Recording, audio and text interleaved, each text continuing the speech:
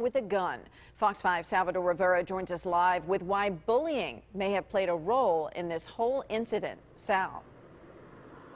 Kathleen, this investigation is far from over. Still plenty of Chula Vista police officers and detectives here.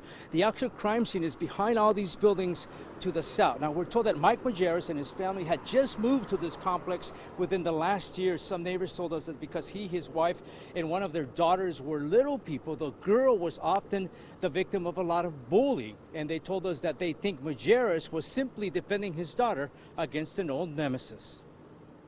I knew right away there were gunshots.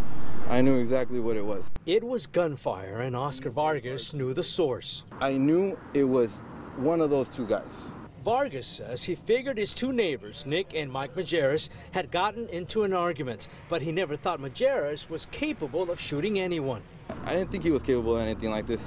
He was such a good guy, always loved being around his kids, always videotaping his kid. Vargas says Majerus and the victim had a history of animosity. And it was related to the fact that they were little people and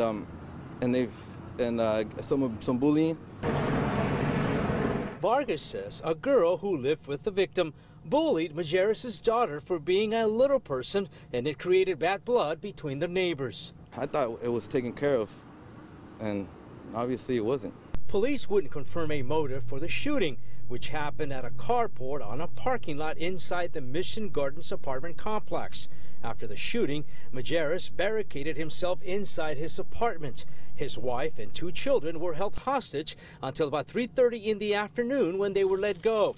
The wife and the children were escorted to safety by police officers who took them to the Chula Vista police headquarters. About an hour later, SWAT officers who had surrounded the apartment heard a gunshot coming from inside the apartment. We sent in two robots, one downstairs, one upstairs. We found the suspect. It appears as though he has taken his own life. Once the suicide was confirmed, SWAT officers who had been in place for most of the day cleared out and replaced by homicide detectives who were just starting their job, trying to figure out the shooting. It really hurt. It really hurt. I mean, I'm shaken up. I just met the guy, but he was a good friend of mine. He was a good guy.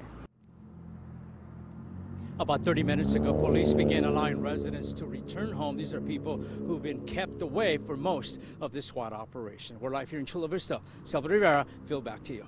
All right, Sal, thank you. A large